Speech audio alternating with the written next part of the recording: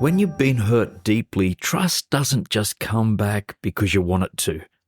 It takes time, it takes work, and it takes a bit of courage.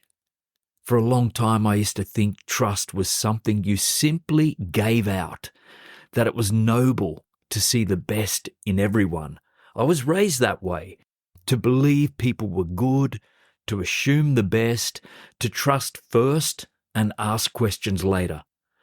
But life has a way of teaching us that trust isn't blind.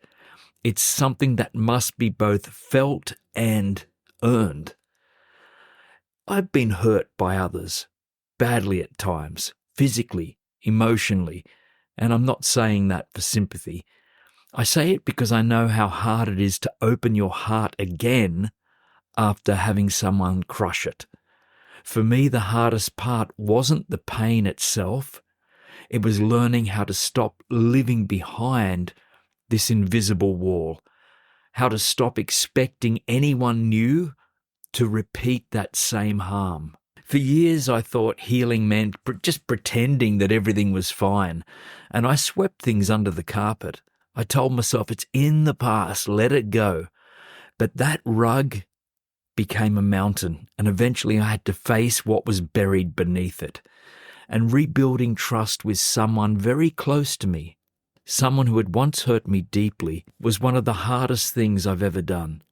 Many people, most of my friends, even family, they told me not to bother. They said you can never forgive that. But something in me wanted to understand. And it didn't happen overnight. It took journaling, long walks, lots of tears, and anger that I finally allowed myself to feel. And I started to write, and not just about him, but about me, my fears, my rage, my sadness.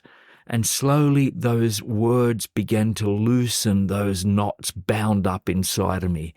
There came a point when I started to see things differently. I didn't excuse what had happened. I would never do that. But I began to understand it. I could see his pain, his upbringing, his own lack of tools on how to deal with anger.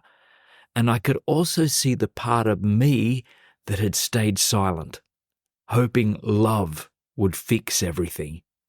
That shift from seeing myself as a victim to seeing myself as a part of a human story, a larger story, that was the turning point. And it didn't erase the past, but it gave me a way forward. And 15 years later, that relationship stands. Not perfect, but real. Trust was rebuilt, brick by brick, through honesty, patience, and time. Now let me tell you about someone else, a woman I once met who had lived through years of pain from the people who should have actually protected her. For decades, she carried that burden like a heavy coat, afraid that forgiveness would mean letting them off the hook. But in her 40s, she realized forgiveness wasn't about them. It was about setting herself free.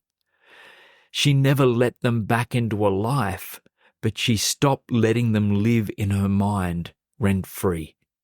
And in that moment, peace finally entered her life and entered the room.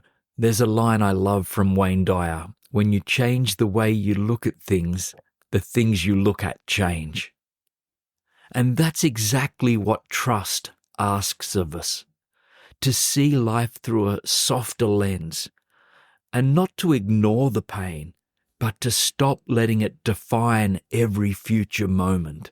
And science agrees. Research from Johns Hopkins Medicine shows that forgiveness lowers stress, blood pressure, and anxiety, and even strengthens the immune system. Letting go doesn't just heal the heart, it literally heals the body. So how do we start? Well, we start one small step at a time.